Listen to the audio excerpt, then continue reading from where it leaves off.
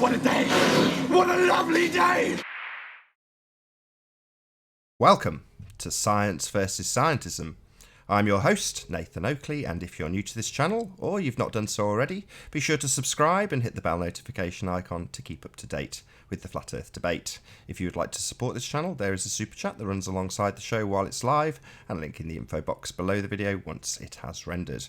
I am joined by John, otherwise known as Quantum Eraser, who's going to tell us a little bit of information about the creator. First and foremost, how you doing, John? Good to have you. Doing fine, sir. Thanks for having me again. Absolute pleasure. So, do you want to start by telling us how we've come onto this conversation, and then maybe we'll launch into your actual presentation in a sec? Yeah, I think it was just more or less by accident, or just talking with each other, and the subject came up. I mean, as it always will. Indeed. You know, the subject of a creator or no creator is coming up. Eventually, when you get into any discussion or any deep discussion about our reality. Yep. Cool. Do you want to launch straight into it? Yeah, let's do it. Okay, Well, let's start right at the beginning. Creation, right? So, from Alexander Vilenkin, esteemed cosmologist, it is said that an argument is what convinces reasonable men, and a proof is what it takes to convince even an unreasonable man. With the proof now in place, cosmologists can no longer hide behind the possibility of a past eternal universe. There is no escape. They have to face the problem of a cosmic beginning. For Professor Davies, the universe can't have existed forever. We know there must have been an absolute beginning a finite time ago. So there's no question here. He didn't tell you why. So let's get to the reason why. And from the late Stephen Hawking, this argument about whether or not the universe had a beginning persisted into the 19th and 20th centuries. It was conducted mainly on the basis of theology and philosophy, with little consideration of observational evidence. This may have been reasonable given the notoriously unreliable character of cosmological observations until fairly recently. The cosmologist Sir Arthur Eddington once said, "Don't worry if your theory doesn't agree with observations, because they are probably wrong. But if your theory disagrees with the second law of thermodynamics, it is in bad trouble. In fact, that the universe has existed forever is in serious difficulty.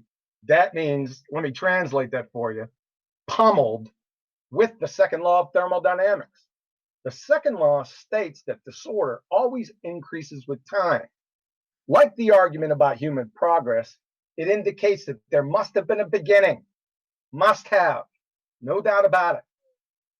Right?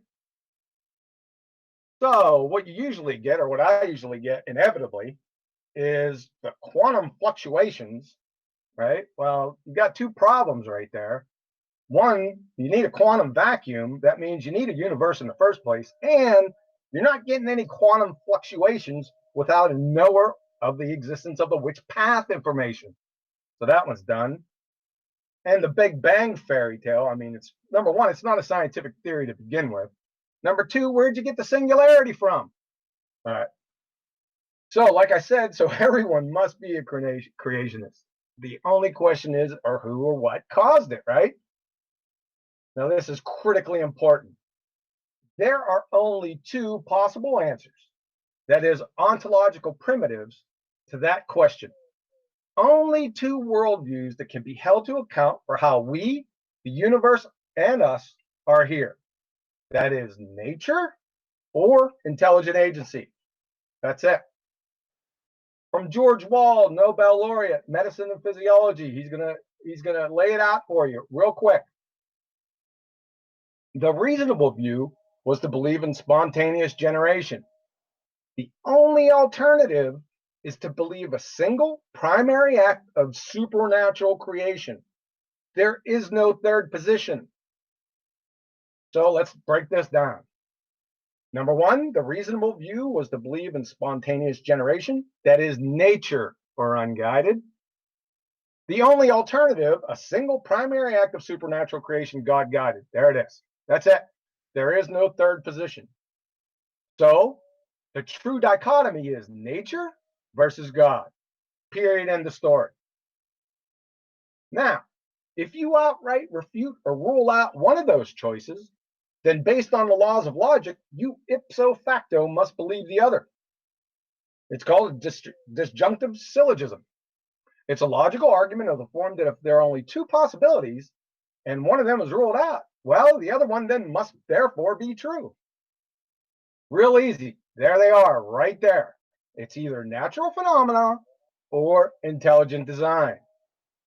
Now, people can conjure all kinds of things, but every single thing they do conjure will fall beneath either natural phenomena or intelligent design. The most common one I get is, the aliens. It has to be aliens. Well, are they intelligent? Yeah, so they'll fall under intelligent design. And furthermore, that's not really saying too much because you just kick the question or kick the can down the street. Because then the next question is, well, how were the aliens created? Was it intelligent design or natural phenomena?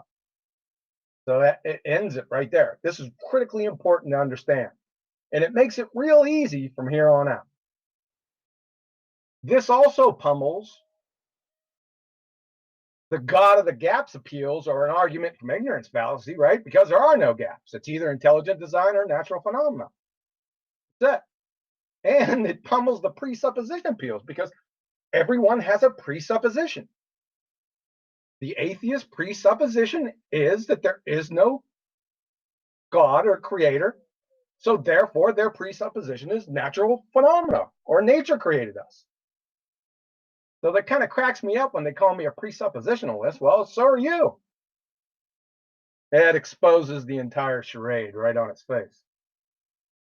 Like I said, therefore, the atheist creator must be matter or nature, and that is philosophical naturalism or realism. If your choice is nature, you kind of have some big problems. Number one, matter cannot create itself because that would mean it existed prior to its existence. That's logical seppuku. And from Professor Bernard D. Espignon, listen closely, folks. The doctrine that the world is made up of objects whose existence is independent of human consciousness, that is mind-independent reality, or philosophical naturalism, realism, that's atheism, turns out to be in conflict with quantum mechanics and with facts established by experiment. It's over. It's over right there. That is, matter is derivative, the consequent, and consciousness or knowledge is primary. That is the necessary antecedent. Simple as that, folks. Oh, supernatural. This term has more baggage than Samsonite. But let's break it down. Let's see what it means. So the prefix super means over and above. What does nature mean? Well, the physical world and everything in it. And therefore, natural is the physical material world. So supernatural must mean above or beyond the material physical world or universe. Therefore, it logically follows that the supernatural is immaterial, completely lacking matter and energy, right? So I ask the question, do these exist? Truth, logic, information, time, thoughts, mass. These are immaterial or supernatural by definition. Unless you can post the chemical formula or structure, charge, mass, momentum, or spin, or the kcals, joules, millielectron volts for each of the above. Can you give that to me? Of course not. It's preposterous. It's a ridiculous question. So if not, Alice in Wonderland is more tenable than your position. Moreover, in an atheistic worldview, that is philosophical naturalism or realism, that's scientifically falsified, by the way. We'll get more into detail into that here in a few minutes, which has its bedrock foundation that the physical material world is all that exists How on earth can the immaterial exist without violating the law of non-contradiction? That is, how can the material, physical world be all that exists and have the immaterial exist? Right? It's a right in your face contradiction. Like I said, the truth, logic, information, time, thoughts, math are again by definition supernatural. So if you're an atheist and you believe in these, then you must be a supernatural atheist, right? Now that'll give married bachelors a run for their money. Essentially, what atheists are doing, which is really incomprehensibly absurd, they're adopting the Christian worldview by using the immaterial, thoughts, truth, logic, and information, using the very tenets their religion must deny the existence of as the vehicle or medium to present evidence against the very thing they can't believe in, a creator, the Christian worldview. See it? Logically, it's a hammer meets C4 fire scenario. It makes a $6 million man crash and burn look like a fender bender. It's tantamount to attempting to falsify air, all the while breathing in vast quantities to reach the invalidation.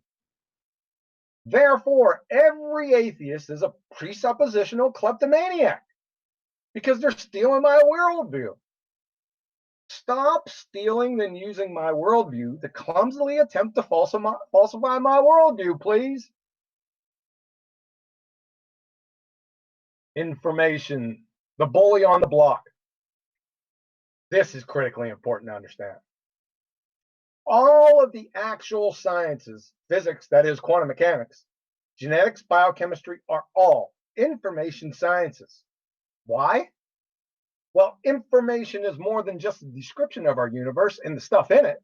It is the most basic currency of existence, occupying what theorist Paul Davy terms as the ontological basement of reality. Well, Professor Davies is close. He's one step away. Information, as I said, is the consequent of its necessary antecedent, the knower or an intelligent agent. Can't have information without an intelligent agent. We're going to see that here in a couple minutes. Information, let's define it. This is real easy. Information, the communication or reception of knowledge or intelligence. Just that simple, folks. That's what it is. Codes make up 99.9% of it. From Grunwald and Batania, algorithmic information theory. And we all know this, but let's let them say it. We repeatedly consider the following scenario. A sender, say A, wants to communicate or transmit some information to a receiver, say B. The information to be transmitted is an element from some set X. It will be communicated by sending a binary string called the message. When B receives the message, he can decode it again and hopefully reconstruct the element of X that was sent. This is very important. To achieve this, A and B need to agree on a code or a description method before communicating. Because if they don't, it's all going to be noise, right? And is it possible for inanimate matter, that's atoms and molecules, to make agreements and communicate with each other? I don't think so. So for information, as we can see, I highlighted a few terms up here. What do we need? For information to exist, you not only need a transmitter and a receiver, but they need to agree beforehand on the medium, convention, and the meaning. Let me give you an example. Which one of these is information? Then why or why not? You can just answer these questions to yourself. Number one or number two? Obviously, number two is information. I mean, if you read English, number two is information. What's number one? Is there anything in there that anyone can elucidate or decipher? Not so much, right? This is just noise. However, after I give you the cipher for one, they both contain the exact same information. Meet me at Joe's for drinks. What's the difference? Well, like I said, we didn't agree on the cipher beforehand of number one. So if I sent you the cipher beforehand, the cipher is every fourth letter. You can go through that on your own. It's the same thing. Meet me at Joe's for drinks. Another example, what's the information in here? Well, anyone looking at it is just going to say, come on, man, give me a break, you know? Well, the information in there is Jesus saves. The cipher that you didn't receive is every fifth, fourth, third, second, first, then start over. Right, and then you can go through that on your own to figure it out. I just want you to get the concept.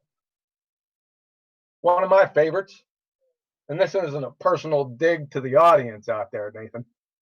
Paul Revere, what's the code? 1 light or 2 lights, right?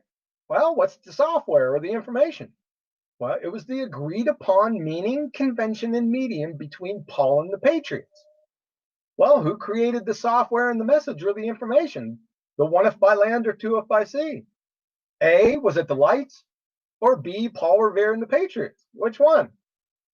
According to a philosophical naturalist or realist or atheist, it must be the lights, right? What would have happened if Paul Revere never met, that is, agreed on the medium, convention, and the meaning with the Patriots, and just sent signals, 1 or 2 lights at random, from the Old North Church? Not much. Say, we might be having tea and strumpets daily. Moreover, was it the lights or the medium that coordinated the meeting? Of course not. It's preposterous. Information is semiotic. That is, it's not a physical entity or a part of the medium of conveyance. Photons from Paul Revere's lamps weren't physically carrying information. The lights were just the medium used to signal the intelligent agents, who then assigned the prearranged meaning. Now information exists. It is only then they know which path. So you're looking at a code right now. It's called the English language. The software of the information is the preemptive agreed upon convention so we can understand the message. It's semiotic. Without meaning, convention, and agreement, there is no information. And you just seen a perfect example of that with my examples above. It's utter noise. Code, information, software is always, ever sourced by intelligent agency, without exception. So it's not only important to know what information is, but it's critically important to know what information isn't. Your interpretation of the physical effects or the consequences of the existence of inanimate objects is not information. It's your imagination. When I put my hand under running water, the water's not informing me that it's wet or that it's cold or hot. When a tree branch falls in the woods, the sound waves aren't communicating me, I've fallen and I can't get up. Moreover, information is not the medium used to convey it, and the medium is arbitrary. For example, it's the same as someone writing, "Look out, there's a tiger behind you." That's information. Those are instructions, right? Well, I can write it in just about anything, any medium. Chalk, sand, Cheerios, Etch-a-Sketch, M&Ms, 3/4 inch nuts. I can go on for quite a while here. It's arbitrary. It doesn't matter. And atheists have another big problem with information because information is neither matter or energy. Well, their worldview states that only matter or energy exist, right? From Norbert Wiener, professor of mathematics, MIT, information is information, neither matter nor energy. I mean, he said it. Everyone, we know this, prima facie. So, how on earth can atheists even account for information existing in their worldview? If you're a philosophical naturalist, realist, or atheist, the bedrock foundation of your religion, like I said, is that matter or energy is all that there is. So pray tell, if information is neither matter nor energy, and your beliefs dictate that matter or energy is all there is, well, then you're in what we call the industry screwed. Married bachelors are more tenable. So now the evidence is we finally got there. We needed to establish those foundations. In fact, I really don't have to go on any further. It's already over. But since we scheduled this, we might as well go ahead and do it. So, evidences for the creator. Bear in mind, these are not belief propositions. They are knowledge claims. Big difference right there, folks. So let's go through them. Number one, scientific law. This is my law. Don't go trying and ask me for citations and where this came from. It's mine. I made it. So, information, code, software is only ever caused by intelligent agency, without exception. That is, whenever we find information existing and trace it back to its source, it invariably leads to an intelligent agent every single time. My support? Library of Congress, all books, all newspapers, all languages, all computer software. The information age. It's right in front of our face. So, my null hypothesis in support. Nature or natural phenomena causation cannot create algorithmic cybernetic coding and decoding schemes. That's information. If you cry foul and claim that there's no information or code in the genetic code, you're screwed. From Hood and Gallus, the digital code of DNA in nature. DNA has two types of digital information. The genes that encode proteins, which are the molecular machines of life, that should jump off the page at you, and the gene regulatory networks that specify the behavior of genes. From the father of information theory, H.P. Yockey, and no, it's not Claude Shannon, it's H.P. Yockey. The genetic code performs a mapping between the sequences of the 4 nucleotides in messenger RNA to the sequences of the 20 amino acids in a protein. It is highly relevant to the origin of life that the genetic code is constructed to confront and solve the problems of communication and recording by the same principles found both in the genetic information system and in modern computer and communication codes. From Richard Dawkins. That's a hostile witness if I ever seen one. There is enough storage capacity in the DNA of a single lily seed or a single salamander sperm to store the Encyclopedia Britannica 60 times over. Some species of the unjustly called primitive amoebas have as much information in their DNA as 1,000 Encyclopedia Britannicas. So I have roughly about 1.8 million more in support if you need them. So, my position, the null hypothesis. Nature, natural phenomena, causation cannot create algorithmic cybernetic coding and decoding schemes. That's DNA transcription and translation. It's all information based. And as we went over in the previous discussion in the other video, the null hypothesis is what? Well, it's the default. We will accept the null hypothesis if you fail to provide sufficient evidence for the alternative hypothesis. So, the alternative hypothesis, your position, which you have to provide evidence for to refute this, because it's the default. Nature, natural phenomena causation can create algorithmic cybernetic coding and decoding schemes. Right? Best wishes. So essentially, you must show ink, paper, and glue molecules authoring technical instruction manuals or blueprints. That's what you got to show to overthrow my null hypothesis or to reject it. Now, the ink, paper, and glue molecules is analog to ribose, nucleobases, and activated phosphates. The technical instruction manual or blueprints is DNA. If not, therefore a creator, period. Essentially, the syllogism. Code contains information, such as a book, Morse code, DNA, instructions, etc. Information is only created by authors. That's intelligent agent. DNA is a code, therefore DNA has an author. This is irrefutable. All these are irrefutable. You can't touch them.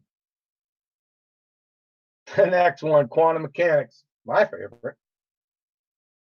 So, let's observe a phenomenon. Photons, elementary particles, atoms, molecules, exhibit both wave-like and particle behavior.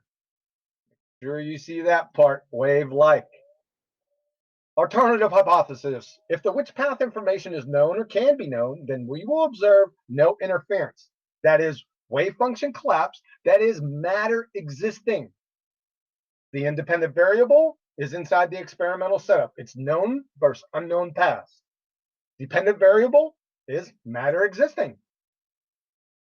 The null hypothesis. So if the witch path information is not known and never can be known, then we will observe interference. That means the wave function is intact. That is no matter. So with the experiment, which ones of the thousands without exceptions would you like? From Zhao Sung Ma, quantum erasure with a causally disconnected choice from the preceding National Academy of Sciences. They say the presence of path information anywhere in the universe is sufficient to prohibit any possibility of interference. It is irrelevant whether a future observer might decide to acquire it. The mere possibility is enough. Therefore, the lack of witch path information anywhere in the universe is sufficient enough to prohibit any possibility of wave function collapse. That is, no formation of matter. You don't have matter without a knower first. From Yunhoo Kim, my namesake, a delayed choice quantum eraser. This experiment is the undisputed.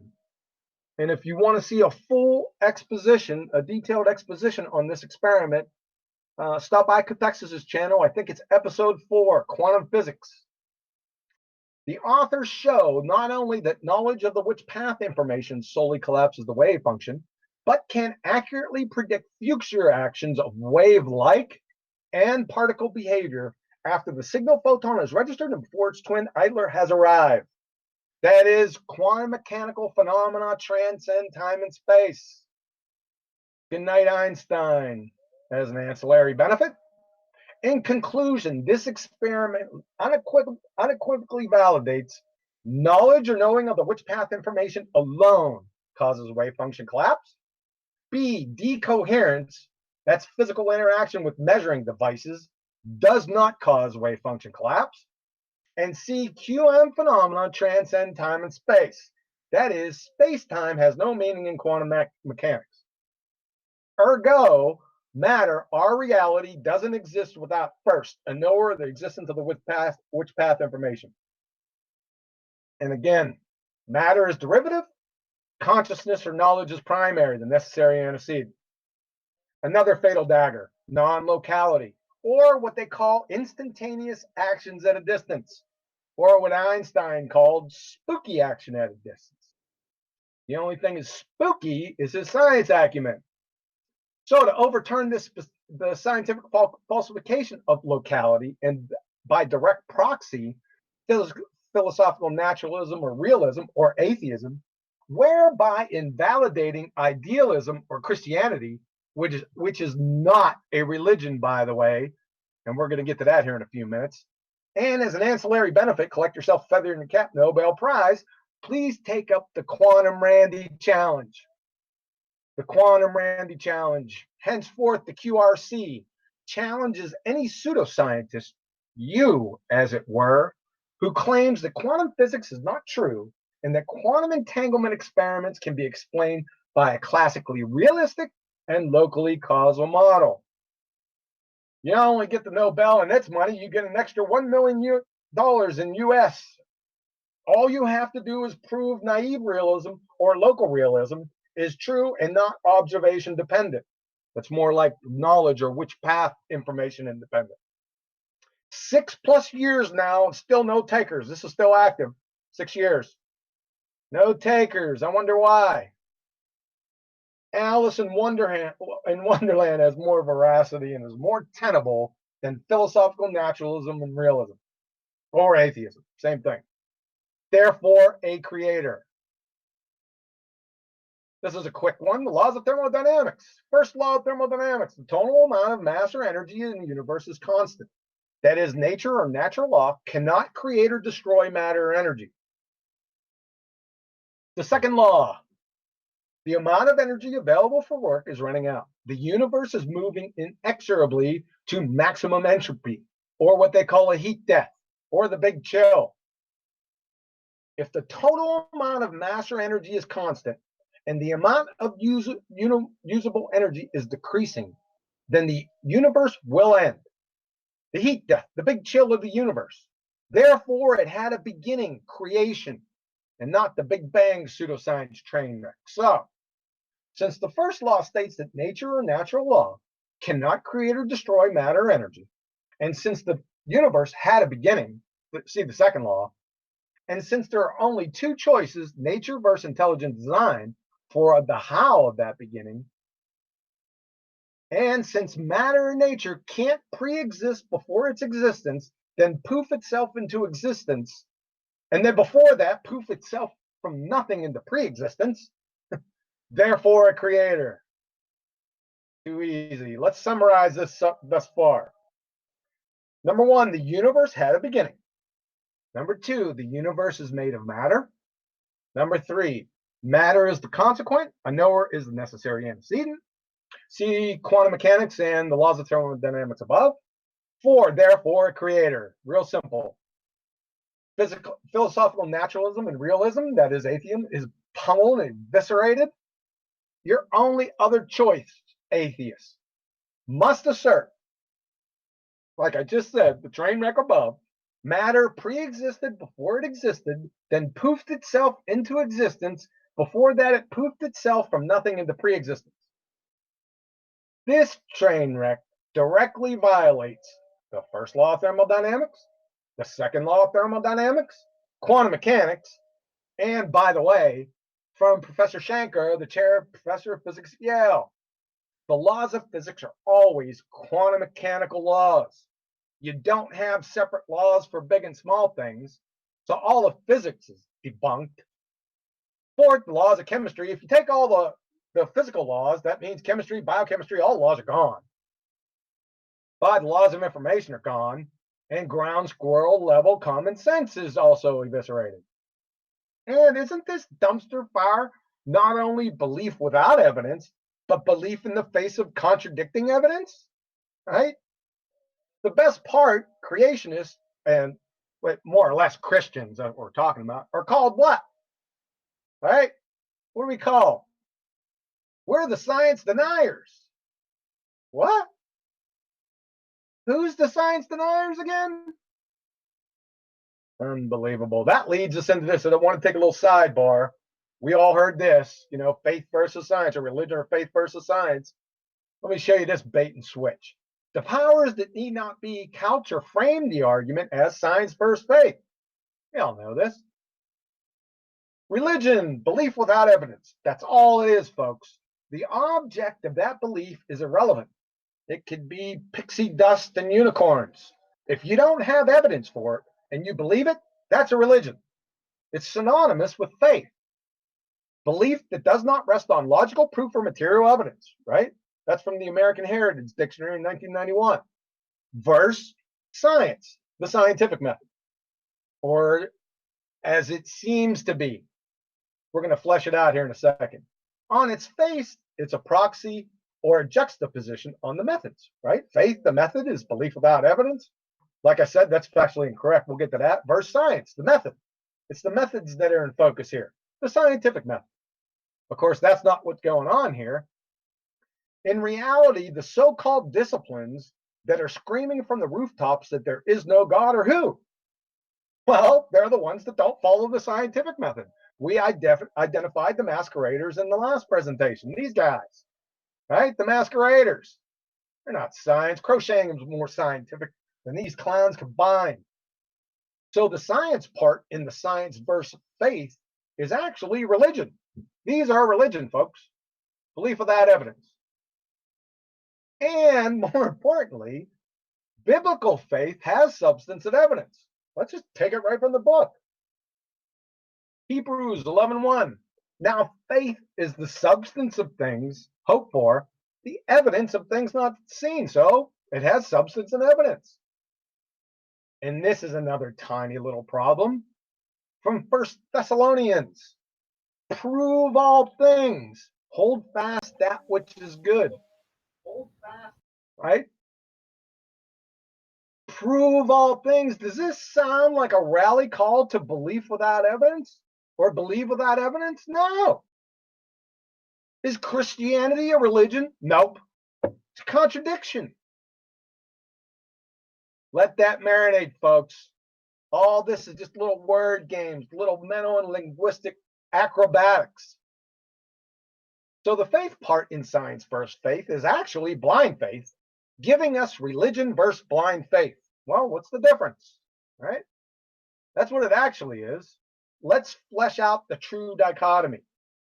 Back to these again. Atheism directly violates the first law, second law of thermodynamics, quantum mechanics, laws of chemistry and biochemistry, laws of information, and ground squirrel level common sense. And like I said, isn't this dumpster fire not only belief without evidence? That's religion, but it's belief in the face of contradicting evidence. This is willfully blind, fanatical religious zealotry, right?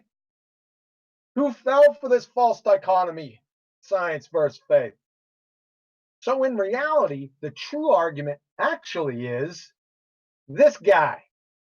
Scientifically falsified fanatical religion, pseudoscience, versus intelligent agency, God. There's your true dichotomy, folks. Let's get ready to rumble, right? Not going to be too much of a rumble. Number 4, the last proof. I got about 30 of them, but we'll just roll with the last one here. Functional sequence specified complexity. What you'll hear people say is, oh, complexity. Snowflakes, they're complex or bring up innumerable things of complexity and try to muddy the waters. Well, these are complex. How do you know the intelligent agent made these? Yeah. All right. Let's see if that holds water. Functional sequence specified complexity. Hallmarks reveal intent, purpose, planning, choice, interlinked systems, often with contingency, contrived. That is, without deterministic law-like necessity. What you don't hear, there are 3 types of complexity. Number 1, random sequence complexity. Number 2, ordered sequence complexity. And number 3, functional sequence specified complexity. Random, just like how it sounds, you pick a handful up, throw it against the wall, whatever sticks, well, there you go. The aftermath of a tornado is a good example. Ordered sequence complexity is just like how it sounds, right? Crystals, snowflakes, sand dunes, fractals. As opposed to functional sequence specified complexity. It puts the lotion in the basket. Sandcastles, the genetic code, barbecue grills, Indy cars, hyper nanotech machines and robots, kinesin, ATP synthase, flagellum, cilia, all these molecular machines and robots, and thousands of others in your cells.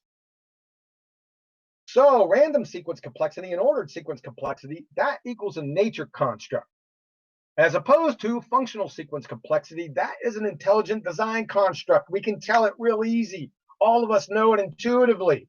It's the difference between this and this, right? We all know the difference here. We know there's a different mediator that's causing this, right? Hopefully we all know that. From the Grand Poobah, Leslie Orgel of Origin of Life Research. In brief, living organisms are distinguished by their specified complexity. Crystals are usually taken as the prototypes of simple, well-specified structures because they consist of a very large number of identical molecules packed together in a uniform way. Lumps of granite or random mixtures of polymers are examples of structures that are complex, but not specified. The crystals fail to qualify as living because they lack complexity. The mixtures of polymers fail to qualify because they lack specificity. From H.P. Yaki again, the attempts to relate the idea of order with biological organization or specificity must be regarded as a play on words that cannot stand careful scrutiny. This is what this whole game boils down to, folks. It's just play on words, incoherent plays on words. Informational macromolecules can code genetic messages and therefore can carry information because the sequence of bases or residues is affected very little, if at all, by self-organizing physical chemical factors. So what H.P. Yaki is trying to tell you that ink molecules don't conspire with other ink molecules or with paper to go ahead and construct letters or symbols into sentences to form coherent messages. I think he's got a pretty good case. From the king of the laws of thermodynamics, Nobel Prize winner, Ilya Prigogine. The point is that in a non-isolated open system, there exists a possibility of formation of ordered, low entropy structures at sufficiently low temperatures. This ordering principle is responsible for the appearance of ordered structures, such as crystals, as well as for phenomena of phase transition. For water, that's liquid water, ice, water vapor, and snowflakes. Unfortunately, this principle cannot explain the formation of biological structures. So there goes your snowflakes appeal. By the way, no amount of random sequence complexity or ordered sequence complexity or any combination thereof will ever lead to functional sequence complexity. That is, folks, what he's trying to say is that no amount of this will ever give you this. We all know this. Other examples of functional sequence specified complexity, cholecystokinin. This is a peptide hormone that's functional protein produced in the mucosal epithelium of the small intestine and stimulates release of digestive enzymes from the pancreas, vital for digestion and absorption. Without it, you die. Albumin, a functional protein, this is only produced by the liver. It consists of a single polypeptide chain of 580 amino acids. Of its many functions, its main function is to maintain intravascular oncotic colloidal osmotic pressure.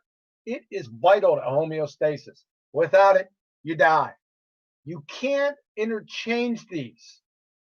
They are functionally specific, sequentially complex. You cannot interchange them.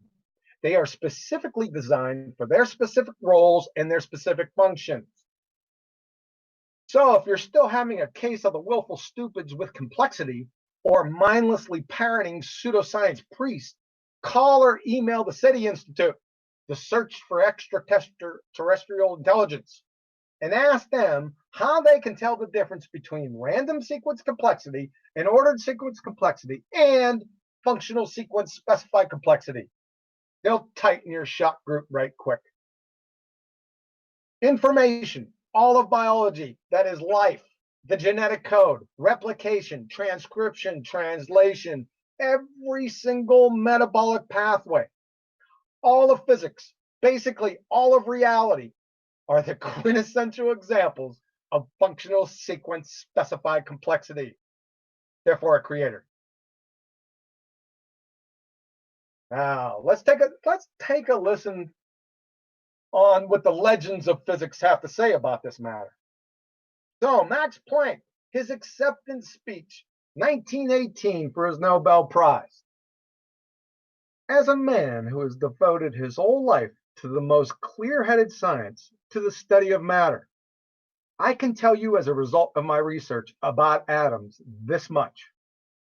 All matter originates and exists only by virtue of a force, which brings the particle of an atom to a vibration and holds this most minute solar system of the atom together. We must assume behind this force the existence of a conscious, intelligent mind. This mind is the matrix of all matter. Now, what would happen if Max Planck was alive today and said this on the nightly news or on the BBC? What would happen to him? He'd get tar and feathered, right? Another one, Werner Heisenberg, pioneer of quantum mechanics. Listen to this one, folks. The first gulp from the glass of natural science will turn you into an atheist. But at the bottom of the glass, God is waiting for you. These guys all knew this. They knew this back in the day. Why don't we know it now? What would happen to him if he did this on national news? I think he burned at the stake. A couple things pointed out here. Do you guys see the true dichotomy here? Natural atheist versus what? God.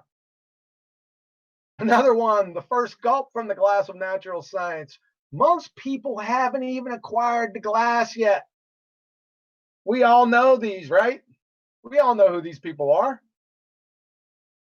That's a pretty outstanding statement from Werner Heisenberg right here, folks. Let that marinate. A couple other things. Let's just clear a couple what I like to call background noise, and then we'll finish up here. So we all heard this, right? Who created the creator's creator's creator? That conundrum. This is a fallacy, folks. He is the creator. The creator can't be created, or else he couldn't be the creator. By simple definition. Furthermore, logically, for finite things to exist, that is the universe and us, there must be an eternal, always was source. It's a contingent necessity, antecedent fact. See Aristotle, prime, unmoved mover, first cause. To deny this, you are forced into a logical checkmate, then reduced to introducing an infinite regress fallacy. That's what this is. Nothing can create itself because that would mean it existed prior to its existence. That's logical seppuku. Also, there can only be one creator. Considering more than one, even for a Planck time, is logical seppuku. As for the philosophical naturalist or realist or atheist, they believe that the universe created them, right? Well, I always challenge them. I turn it on them and say, who created your creator? I don't like that very much. So, after all this, we finally realize, I mean, you can't get out of it. There must be a creator. So the next logical follow-on question is what? Well, who is it? This is a systematic method to find that out. This is a personal method. I use this myself. It's quite simple. Since we know from the laws of thermodynamics and quantum mechanics that whoever it is, the creator must be outside of what we call the universe. So, make a list of every single purported deity and their respective claims on how they and the universe came to be. Next, you cross off the ones that are a product of the universe or claim that the universe has existed forever, right? Why? They're pretender clowns, because we already know what. Well, the universe can't have existed forever. We know there must have been an absolute beginning a finite time ago. We already know this. After you do that, there's only one left standing. He's the Alpha and the Omega, Jesus Christ. The largest escrow closing in the history of the universe is at the door, folks. Where do you stand? All glory to him. Thanks for your ear. Have a nice day. Good presentation. Can you just go back to the Max Planck bit again? Just go through it once more. Sure. Yep. Good? Yep, got it on screen. Let me put this as a little small. Can you see this? Just about, yeah. Well, I can. Let me go ahead and make it bigger. This mind is the matrix of all matter, which in modern terms is a contradiction in terms, right? The mind is the matrix of all matter. Well, it says more or less, well, he's saying the mind is the matrix. It is the foundation. That is, you can't have the framework of matter without the mind first. Yeah, you're saying by definition that information, which is not matter, by existence proves the creator. Yes. Well, you can't have matter existing. It's a quantum mechanics proof. Matter doesn't exist until someone knows the which path information. Yeah. Right, and this is where, if there's even a probability of it being perceived, it therefore will collapse, correct?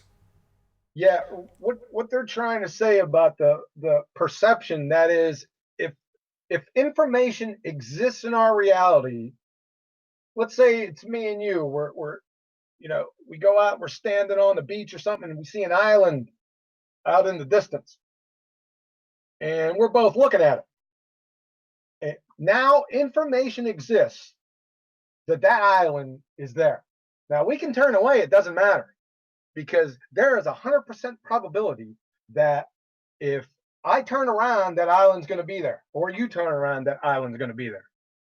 Isn't there, what's that experiment with the cat in the fridge? Schrodinger's cat, is that right? Yeah, Schrodinger's cat. Yeah, it's similar to that. Yeah, Okay. it's a proxy on that. Sure. Yeah. Without knowledge, then you really don't know. Yeah, I followed that.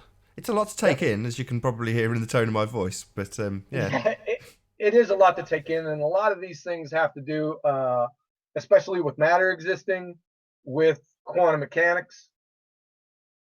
So you have to have some type of expertise in quantum mechanics, but it won't take you too long going through the experiments, because every single experiment more or less says the same thing. They may say it in different words, trying to get around the fact, but they're not getting around it. Fair enough. I asked Sleeping Warrior to come on in case he had any questions. I haven't got any good questions to ask, basically, hence I asked him along. That's fine. Oh, yeah. It's one of my favourite topics. This is it's a pet hate of mine how people often cite that evolution can only be a fact because, and then they give their reasons for it. Evolution But doesn't exist. you'll have to, yeah, you'll have to forgive me because the first couple of minutes where you probably gave this answer, I was in the shower. What did you give was for the definition of what is evolution? Oh, I didn't go over evolution here. We're going over reality here. So I didn't bring up evolution, Right. So because evolution doesn't Right. exist. It can't be defined. No, I agree because earlier on you were talking about creation, right? Yes. So I assumed when you were talking about creation that you'd already dealt with evolution when I was in the shower. But if that's not the case, that's fine. With regards to evolution, you didn't mention evolution at all in this discussion, no? No. Okay. So that means that sorts a lot of stuff out. I agree with you. Evolution, there is no evidence of it. I agree that the only evidence that evolution. No. There's not. Let me stop you right there. There's not only no evidence of it. Now somebody's echoing real bad. Oh, it might be me. So there's not. It's not that there's no evidence for evolution. Nobody can define the scientific theory of evolution. Nobody. It doesn't exist. So I didn't bring it up because it has really nothing to do with the presentation whatsoever. Okay. That was what I was going to ask you. I assumed that I missed it whilst I was in the shower. Whatever the definition that you gave was, if you didn't give it because you didn't address it, then the point that I was going to ask isn't really there. With regards to the creation side, to the point, with regards to the moment of inception within the human reproduction cycle, science cannot explain satisfactorily what happens other than the sperm has an explosive head, it penetrates through the egg, and then magic happens.